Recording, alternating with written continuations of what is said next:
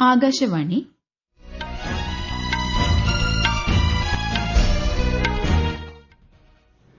നമസ്കാരം.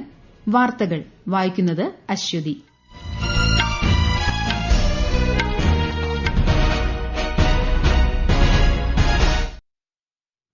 പ്രധാന വാർത്തകൾ. സാമൂഹിക ഐക്യം, മതസൌഹാർദ്ദം, വികസനം എന്നിവയ്ക്കായി ഒരുമിച്ച് പ്രവർത്തിക്കണമെന്ന് ഉപരാഷ്ട്രപതി സി.പി. രാധാകൃഷ്ണൻ. 93ാമത് ശിവഗിരി തീർത്ഥാടനം ഉപരാഷ്ട്രപതി ഇന്ന് വർക്കലയിൽ ഉദ്ഘാടനം ചെയ്യും. കേന്ദ്ര ബജറ്റിന് മുന്നോടിയായി പ്രധാനമന്ത്രി നരേന്ദ്രമോദി പ്രമുഖ സാമ്പത്തിക വിദഗ്ധരുമായി ഇന്ന് നിതി ആയോഗിൽ കൂടിക്കാഴ്ച നടത്തും. സായുധ സേനയുടെ ശേഷി വർദ്ധിപ്പിക്കുന്നതിനായി 79,000 കോടി രൂപയുടെ യുദ്ധോപകരണങ്ങൾ വാങ്ങുന്നതിന് ഡിഫൻസ് അക്വിസിഷൻ കൌൺസിലിന്റെ അംഗീകാരം. മകരവിളക്കുത്സവത്തിനായി ശബരിമല ക്ഷേത്രനട ഇന്ന് തുറക്കും. ബംഗ്ലാദേശ് മുൻ പ്രധാനമന്ത്രി ഖാലിദ സിയ അന്തരിച്ചു. ഇന്ത്യ ശ്രീലങ്ക വനിതാ ട്വന്റി ക്രിക്കറ്റ് പരമ്പരയിലെ അവസാന മത്സരം ഇന്ന് തിരുവനന്തപുരത്ത്. വാർത്തകൾ വിശദമായി. സാമൂഹിക ഐക്യം, മതസൌഹാർദ്ദം, വികസനം എന്നിവയ്ക്കായി ഒരുമിച്ച് പ്രവർത്തിക്കണമെന്ന് ഉപരാഷ്ട്രപതി സി.പി. രാധാകൃഷ്ണൻ. 2 ദിവസത്തെ കേരള സന്ദർശനത്തിനായി ഇന്നലെ തിരുവനന്തപുരത്തെത്തിയ ഉപരാഷ്ട്രപതി LMS ചർച്ച് കോമ്പൌണ്ടിൽ നടന്ന ട്രിവാൻഡ്രം ഫെസ്റ്റിൽ പങ്കെടുത്തു. മതപരമായ ആഘോഷങ്ങളിൽ ജനങ്ങൾ ഒരുമിച്ച് പങ്കെടുക്കുമ്പോഴാണ് ജനാധിപത്യത്തിന്റെയും ഐക്യത്തിന്റെയും യഥാർത്ഥ ചൈതന്യം ദൃശ്യമാകുന്നതെന്നും ഉപരാഷ്ട്രപതി പറഞ്ഞു. ഗവർണർ രാജേന്ദ്ര വിശ്വനാഥ് ആർലേക്കർ, തിരുവനന്തപുരം ലത്തീൻ അതിരൂപത archbishop Thomas J Netto, mayor V Rajesh ഉൾപ്പെടെയുള്ള പ്രമുഖർ ചടങ്ങിൽ പങ്കെടുത്തു. 93ാമത് ശിവഗിരി തീർത്ഥാടനത്തിന് ഇന്ന് തുടക്കം. ഉപരാഷ്ട്രപതി സി.പി. രാധാകൃഷ്ണൻ തീർത്ഥാടനം ഉദ്ഘാടനം ചെയ്യും. കൂടുതൽ വിവരങ്ങളുമായി വർക്കലയിൽ നിന്ന് ആകാശവാണി ലേഖകൻ സ്മിതി എം പള്ളുരുത്തി. രാവിലെ 9:25 ശിവഗിരി തീർത്ഥാടനം ഉദ്ഘാടനം ചെയ്യാനായി ഉപരാഷ്ട്രപതി എത്തുന്നത്. ഉപരാഷ്ട്രപതിയുടെ സന്ദർശനത്തിനോടനുബന്ധിച്ച് കനത്ത സുരക്ഷാ സന്നാഹങ്ങളാണ് വർക്കലയിലും പരിസര പ്രദേശങ്ങളിലും ഒരുക്കിയിട്ടുള്ളത്. രാവിലെ മുതൽ ഗതാഗത നിയന്ത്രണവും ഏർപ്പെടുത്തിയിട്ടുണ്ട്. 3 ദിവസങ്ങളിലായി 14 സമ്മേളനങ്ങളാണ് തീർത്ഥാടനത്തിന്റെ ഭാഗമായി നടക്കുക. ശിവഗിരി തീർത്ഥാടനം ഉദ്ഘാടനം ചെയ്ത ശേഷം തിരുവനന്തപുരത്തേക്ക് മടങ്ങുന്ന ഉപരാഷ്ട്രപതി Mar Ivanios college platinum jubilee സമാപന പരിപാടികളിലും പങ്കെടുക്കും. കേന്ദ്ര ബജറ്റിന് മുന്നോടിയായി പ്രധാനമന്ത്രി നരേന്ദ്രമോദി പ്രമുഖ സാമ്പത്തിക വിദഗ്ധരുമായി ഇന്ന് നിതി ആയോഗിൽ കൂടിക്കാഴ്ച നടത്തും. വിവിധ സാമ്പത്തിക വിഷയങ്ങളിൽ ശ്രദ്ധ കേന്ദ്രീകരിക്കുന്ന ഈ യോഗത്തിൽ കേന്ദ്ര ധനമന്ത്രി നിർമ്മല സീതാരാമനും പങ്കെടുക്കും. രാജ്യത്തിന്റെ നിലവിലെ സാമ്പത്തിക സ്ഥിതിയെയും ഭാവി മുൻഗണനകളെയും കുറിച്ചുള്ള വിദഗ്ധരുടെ അഭിപ്രായങ്ങളും വിലയിരുത്തലുകളും യോഗത്തിൽ പങ്കുവയ്ക്കും. സായുധ സേനയുടെ ശേഷി വർദ്ധിപ്പിക്കുന്നതിനായി 79,000 കോടി രൂപയുടെ യുദ്ധോപകരണങ്ങൾ വാങ്ങുന്നതിന് ഡിഫൻസ് അക്വിസിഷൻ കൌൺസിൽ അംഗീകാരം നൽകി. ന്യൂഡൽഹിയിൽ രാജ്യരക്ഷാമന്ത്രി രാജ്നാഥ് സിംഗ് അധ്യക്ഷത വഹിച്ച യോഗത്തിലാണ് അംഗീകാരം നൽകിയത്. കരസേനയ്ക്ക് ലോയിറ്റർ യുദ്ധോപകരണങ്ങൾ, വ്യോമസേനയ്ക്കായി automatic take off landing recording system, നാവികസേനയ്ക്കായി ബൊള്ളാർഡ് പുൾ ടഗുകൾ എന്നിവ ഇതിൽ ഉൾപ്പെടുന്നു. ഇന്ത്യയിലെ ന്യൂനപക്ഷങ്ങൾ ആക്രമിക്കപ്പെടുന്നു എന്ന പാകിസ്ഥാന്റെ പരാമർശങ്ങളെ വിദേശകാര്യ മന്ത്രാലയം തള്ളി. പാകിസ്ഥാൻ വിദേശകാര്യ മന്ത്രാലയ വക്താവിന്റെ പ്രസ്താവനയെക്കുറിച്ചുള്ള മാധ്യമങ്ങളുടെ ചോദ്യങ്ങൾക്ക് മറുപടി നൽകവെ ഈ വിഷയത്തിൽ പാകിസ്ഥാന്റെ ചരിത്രം തന്നെ വസ്തുതകൾ വെളിവാക്കുന്നതാണെന്ന് വിദേശകാര്യ മന്ത്രാലയ വക്താവ് രൺദീപ് ജയ്സ്വാൾ പറഞ്ഞു. വിവിധ മതവിഭാഗങ്ങളിൽപ്പെട്ട ന്യൂനപക്ഷങ്ങളോടുള്ള പാകിസ്ഥാന്റെ സമീപനം ലോകത്തിന് മുൻപിലുള്ള വസ്തുതയാണെന്നും മറ്റ് രാജ്യങ്ങൾക്ക് നേരെ വിരൽ ചൂണ്ടുന്നതുകൊണ്ട് മാത്രം ഇത് മറച്ചുപിടിക്കാനാവില്ലെന്നും ശ്രീ ജയ്സ്വാൾ വ്യക്തമാക്കി. ബംഗളൂരുവിൽ ധ്രുവ് NG ഹെലികോപ്റ്ററിന്റെ ഉദ്ഘാടന പറത്തൽ കേന്ദ്ര വ്യോമയാന മന്ത്രി കിഞ്ചരപൂർ റാം മോഹൻ നായിഡു ഇന്ന് ഫ്ളാഗ് ഓഫ് ചെയ്യും. എയ്റോ ഇന്ത്യ ഷോയിൽ HAL പ്രദർശിപ്പിച്ച തദ്ദേശീയ ഹെലികോപ്റ്ററിന്റെ വകഭേദമാണ് advanced light helicopter next generation Dhruv. 6 മുതൽ 14 വരെ യാത്രക്കാരെ ഉൾക്കൊള്ളാൻ കഴിയുന്ന ഈ ഹെലികോപ്റ്ററിന് ടൂറിസം, VIP ഗതാഗതം, ദുരന്ത നിവാരണം, വെള്ളപ്പൊക്ക മാനേജ്മെന്റ് തുടങ്ങിയ ദൌത്യങ്ങൾ വഹിക്കാൻ കഴിയും.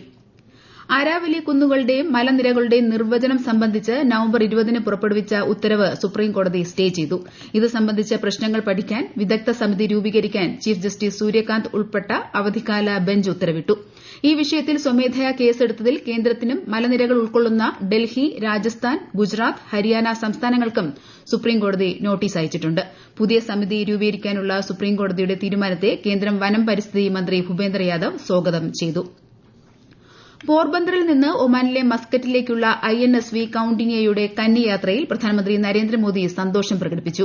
പുരാതന തുന്നൽ സാങ്കേതികത ഉപയോഗിച്ചാണ് കപ്പൽ നിർമ്മിച്ചിരിക്കുന്നതെന്ന് ശ്രീ മോദി സമൂഹമാധ്യമത്തിൽ കുറിച്ചു. അതുല്യമായ ഈ പരിശ്രമത്തിന് പിന്നിലെ ഡിസൈനർമാരെയും കരകൌശല വിദഗ്ധരെയും കപ്പൽ നിർമ്മാതാക്കളെയും നാവികസേനയെയും പ്രധാനമന്ത്രി അഭിനന്ദിച്ചു. രാജ്യത്തെ വ്യവസായ ഉൽപാദന വളർച്ച വാർഷികാടിസ്ഥാനത്തിൽ 6.7% ഉയർന്നു. ഈ വർഷം നവംബറിലെ കണക്കാണിത്. ഇത് കഴിഞ്ഞ 2 വർഷത്തിനിടയിലെ ഏറ്റവും ഉയർന്ന നിരക്കാണ്. സ്റ്റാറ്റിസ്റ്റിക്സ് ആന്റ് പ്രോഗ്രാം ഇംപ്ലിമെന്റേഷൻ മന്ത്രാലയം പുറത്തുവിട്ട കണക്കുകൾ പ്രകാരം ഒക്ടോബറിലെ 0.5% നിന്നാണ് വ്യവസായ ഉൽപാദന സൂചിക ശക്തമായ തിരിച്ചുവരവ് നടത്തിയത്.